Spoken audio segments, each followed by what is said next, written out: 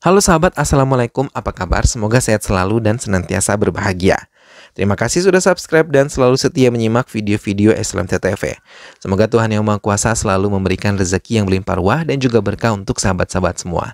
SLMTTV kembali hadir menemani waktu bersantai sahabat dengan alur cerita film-film pilihan. Kali ini SLMTTV menghadirkan sebuah alur cerita dari film yang berjudul Virupaksa. Film yang rilis tahun 2023 ini mengisahkan kisah pembalasan dendam seorang anak yang ingin menghabisi warga desa yang telah membunuh kedua orang tuanya akibat kesalahpahaman di desa tersebut. Bagaimanakah kisah selengkapnya? Simak alur ceritanya berikut ini. Dan tanpa perlu berlama lagi, langsung saja ini dia alur cerita filmnya.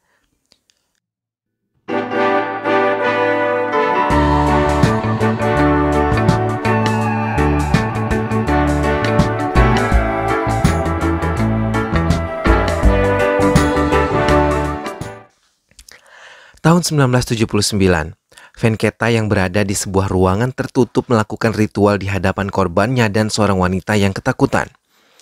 Tak lama seluruh bangunan tersebut bergetar dan ia tidak mengetahui kalau tempat tersebut telah dikepung oleh warga desa.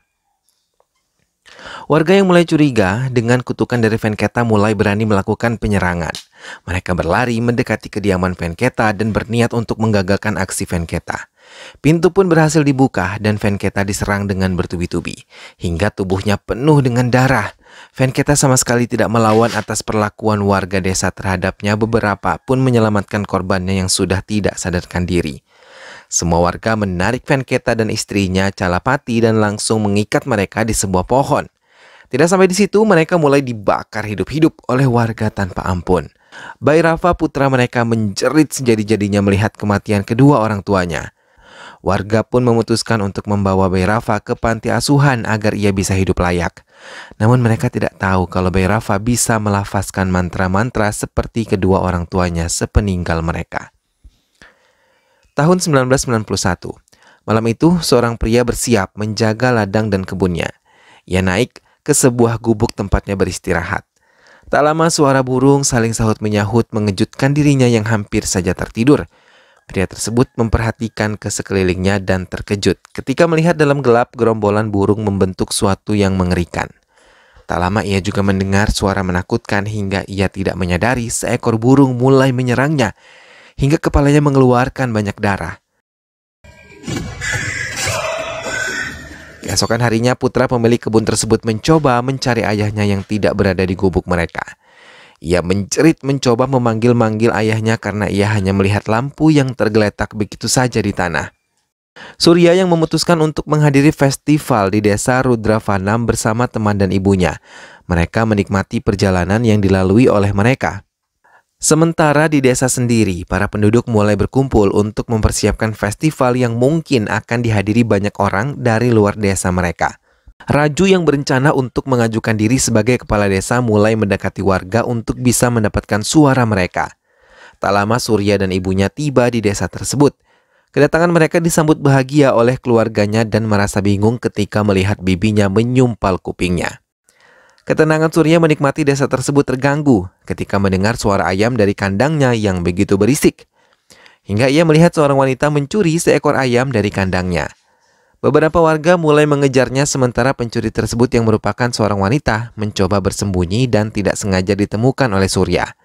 Wanita yang mengaku bernama Nandini meminta Surya untuk tidak berbicara pada warga tentang aksi pencurian yang dilakukannya.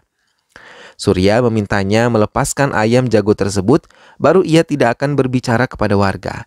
Surya sama sekali tidak menikmati makan siang bersama keluarga besarnya, tapi saat melihat Nandini datang, ia tersenyum dan melihat Nandini begitu dalam. Nandini yang merupakan putri dari penjaga rumah bibi Surya melayani semua keperluan makan Surya dan keluarganya. Surya yang mulai mencintai terus memperhatikan Nandini dan meyakinkan kalau Nandini adalah gadis yang semalam ia temui. Nandini mengungkapkan kalau ia mencuri ayam tersebut untuk digunakan sebagai makanan yang tadi dinikmati oleh semua keluarga Surya. Pria setengah baya pemilik kebun yang tidak sadarkan diri selama berhari-hari di hutan kini mulai sadar. Ia yang lapar melihat sebuah apel yang terjatuh dengan cepat ia mengambilnya dan ia terkejut melihat wajahnya yang begitu banyak luka. Sementara di tempat lain Suda dan Kumar yang tengah bersama terkejut ketika melihat Nandini mulai mendekati tempat mereka. Tapi mereka merasa sedikit aman karena Nandini diganggu oleh Surya dan juga temannya. Suda dan Kumar akhirnya keluar dari tempat persembunyian mereka dan merasa malu ketika Surya dan teman-temannya memergoki mereka. Suda meminta perlindungan kepada Nandini untuk tidak membicarakan hal tadi kepada orang tuanya. Surya pun memanfaatkan Suda untuk bisa mendapatkan hati Nandini untuknya. Suda mengiyakan keinginan Surya dan membuat Surya merasa sangat senang dan berharap ia bisa menaklukkan hati Nandini. Ibu Surya yang tahu putranya menyukai Nandini mendatangi kediamannya untuk bisa memberikan selembar sari cantik untuk Nandini. Tidak hanya itu, Ibu Surya juga memberikan rumah yang selama ini ditempati oleh kedua kakak Nandini untuk menjadi rumah mereka selamanya. Kakak perempuan Nandini mengucapkan banyak terima kasih dengan apa yang diberikan oleh Ibu Surya. Mendapatkan lampu hijau dari kedua orang tuanya, Surya memberanikan diri untuk mengantarkan Nandini pergi ke tempat yang ia mau. Perayaan festival sudah hampir mendekati waktunya. Semua persiapan telah sedikit demi sedikit disiapkan. Namun pendeta mendapatkan suatu firasat buruk dari buah coklat yang telah membusuk. Tak lama warga yang tadinya berbahagia dan menari mendadak menghentikan tarian mereka ketika melihat pria pemilik kebun masuk ke desa mereka dan langsung menuju kuil kecil. Di dalam kuil tersebut ia menangis. Anak laki-laki dari pria tersebut langsung berlari ke kuil ketika tahu ayahnya berada di dalam kuil. Dan tak lama kemudian ia tewas dalam kondisi mengerikan. Pendeta mengungkapkan ini adalah sebuah kutukan yang telah lama mati kini mulai hidup kembali. Semua warga mulai ketakutan dan mulai berdoa. Mereka takut kutukan dari Venketa kembali muncul hingga pendeta melakukan buka tutup desa selama 8 jam dan 8 hari. Semua dilarang untuk keluar masuk ke desa selama diberlakukan penguncian desa itu. Raju memutuskan untuk pergi dari desa tersebut dan ditolak oleh semua warga desa karena ia tidak mau pernikahan putrinya ditunda karena acara penguncian desa yang dilakukan oleh pendeta. Semua warga meminta Raju untuk tidak keluar dari desa ini, tapi ia tetap tidak menghiraukan mereka dan tetap ingin pergi dari desa ini. Warga yang lain mulai bersiap untuk menyiapkan penguncian desa dan mulai melakukan ritual persembahan untuk bisa mencegah kutukan Venketa muncul. Pendeta juga meminta semua pengunjung desa pergi dari desa mereka sebelum matahari terbenam.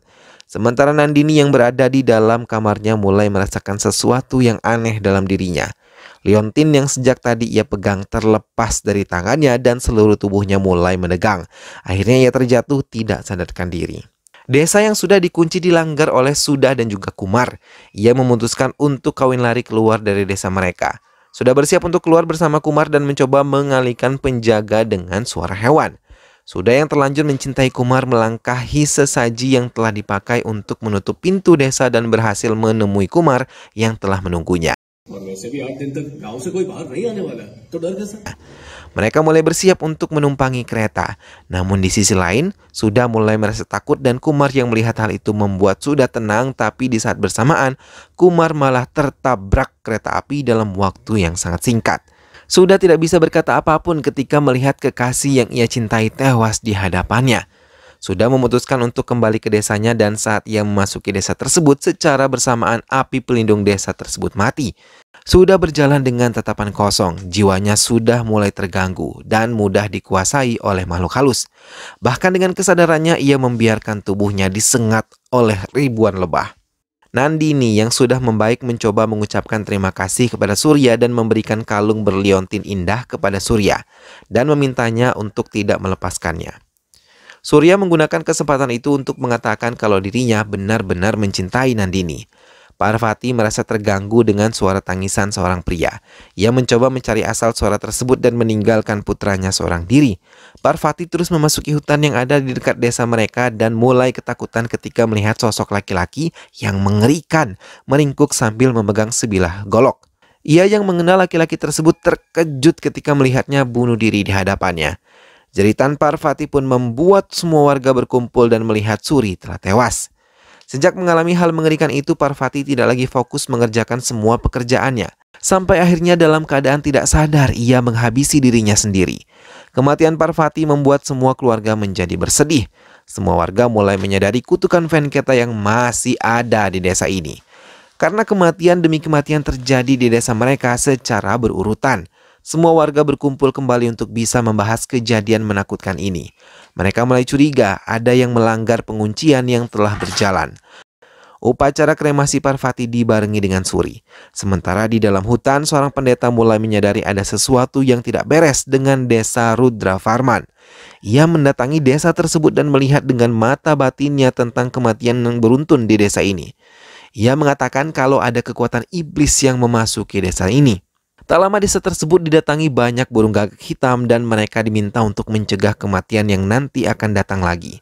Pendeta itu juga mengungkapkan akan mencari jalan keluar untuk bisa menyelamatkan desa tersebut. Surya hanya terdiam dan memandang kayu yang membakar Parvati. Ia meminta pamannya untuk bisa menjelaskan apa yang terjadi sebenarnya di desa ini. Surya pun mulai menyelidiki sendiri kematian-kematian janggal yang terjadi di desanya. Surya dan pamannya mencoba mencari lagi bukti lain hingga Surya menemukan sebuah tutup kaleng dan bau yang begitu menyengat. Mereka juga menemukan sepeda suri di kubangan dan dengan bantuan warga mereka mengangkat sepeda tersebut. Surya juga menemukan mayat Sudah yang membusuk di bawah sarang lebah. Semua warga terkejut melihat kematian Sudah. Dengan menutup mulut dan hidung mereka, Surya mencoba memeriksa bawaan Sudah dan menemukan 2 buah tiket dan uang untuk melarikan diri. Surya mengungkapkan Kumar ikut terlibat dalam hal ini. Surya memperdalam penyelidikannya hingga ia menelpon penjaga stasiun untuk menanyakan tentang Sudah dan Kumar yang ingin pergi ke Kurandol sesuai dengan tiket yang ia temukan. Namun kedua penumpang tersebut tidak ada di kereta yang dimaksud, namun penjaga kereta menyebutkan kalau mereka menemukan sebuah tubuh dengan identitas Kumar tertabrak kereta yang melintas.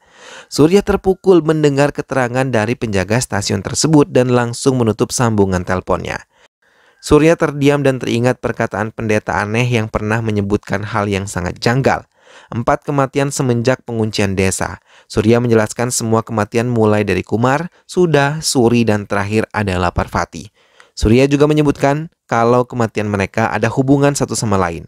Namun Surya masih bingung penyebab kematian Parvati yang tidak ada hubungannya dengan kematian Suri, Kumar, dan juga Sudah.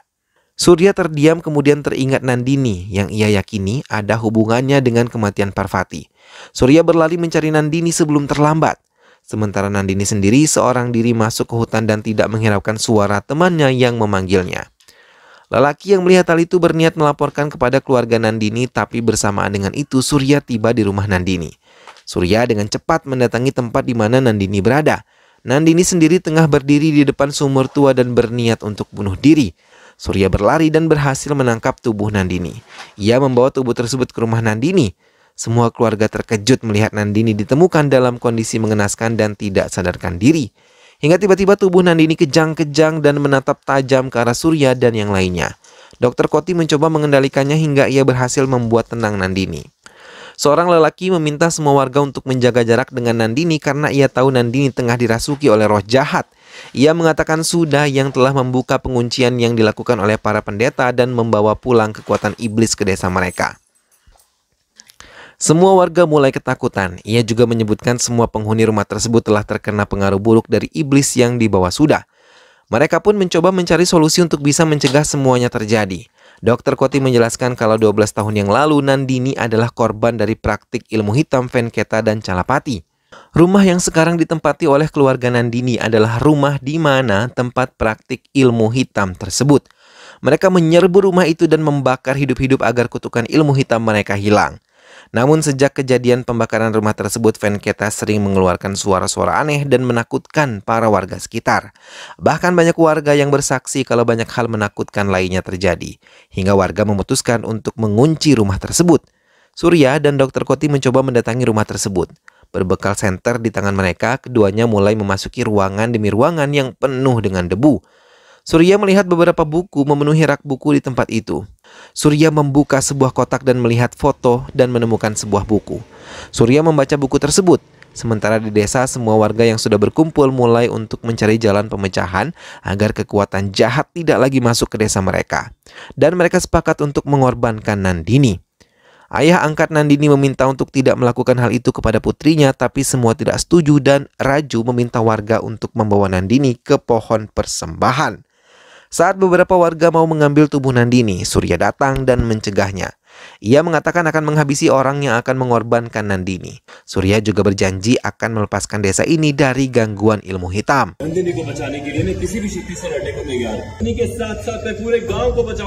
Surya yang menemui pemilik panti asuhan mulai mendapatkan cerita kalau Bayi Rafa selalu menyendiri dan sering berada di dalam hutan sambil merapal mantra. Hingga tepat di umurnya yang 15 tahun ia pergi ke hutan seorang diri di tengah malam.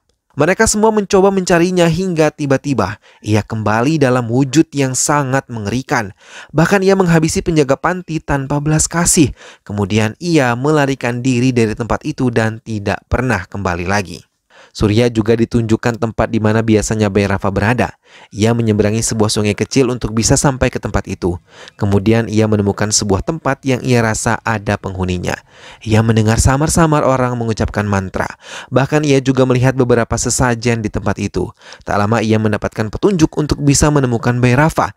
Surya terus memasuki tempat itu hingga tanpa sadar ia menginjak sesajen yang ada di tempat itu. Salah satu dari mereka mencoba menyerang Surya, tapi serangan itu malah mendapatkan perlawanan dari tubuh Surya. Hingga tiba-tiba seseorang menemuinya dan Surya menjelaskan maksud kedatangannya ke tempat itu.